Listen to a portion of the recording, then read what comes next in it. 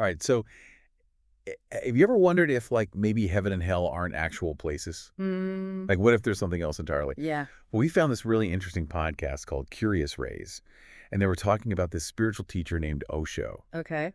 And he had this really like mind-blowing idea that heaven and hell are actually states of mind.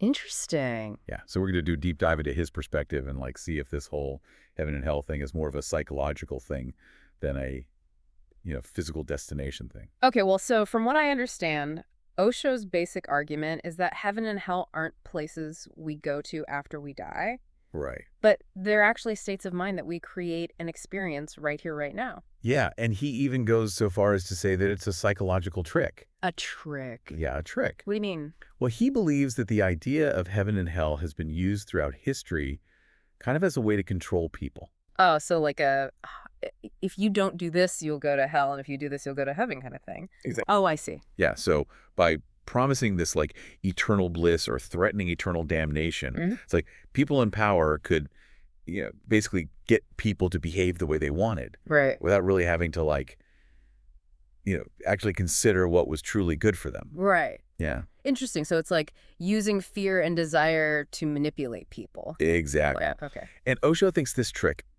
it really preys on our deepest fears and desires, which makes us conform without even questioning it. So we've basically been tricked into this system of rewards and punishments, and by buying into it, we've kind of given up our power to choose our own happiness. Yeah, that's exactly it. Wow. Yeah, it's kind of like a big whoa moment, Right. right? It is. And to illustrate this point, Osho uses this really powerful analogy. Oh, yeah. He talks about someone who lives in a luxurious mansion.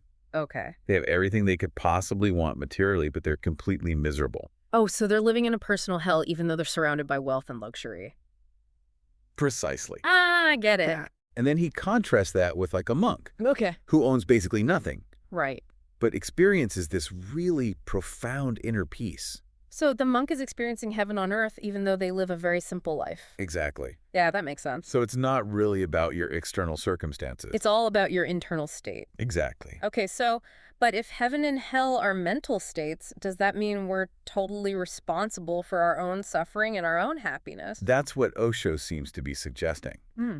which I know it can sound like a pretty heavy responsibility, Yeah, it does a little bit. but can also be really empowering. Empowering how? Because instead of like looking outside of ourselves for validation or living in fear of punishment, we can focus on shaping our inner world. So we have more control than we realize. Yeah. That is empowering. And Osho's solution to all of this is pretty simple, actually. Okay, what is it? Wake up. Wake up. Wake up to the reality that we're creating our own heaven or hell, and then shed the fear and the guilt that's been holding us back and consciously choose the mindset we want to live in. So it's about like becoming aware of those negative thought patterns and actively choosing a different path. Yeah. That's really interesting. I like that. Yeah, me too. And it really makes you think like, what would your personal heaven look and feel like? Yeah. And what steps can you take right now to start creating it? I don't know. Yeah, it's a really powerful question to ask yourself. It is. And hey, maybe it's a heaven we could all create together right here, right now. That would be nice. Yeah, it would. Yeah. That's it for this deep dive. All right. Thanks for listening.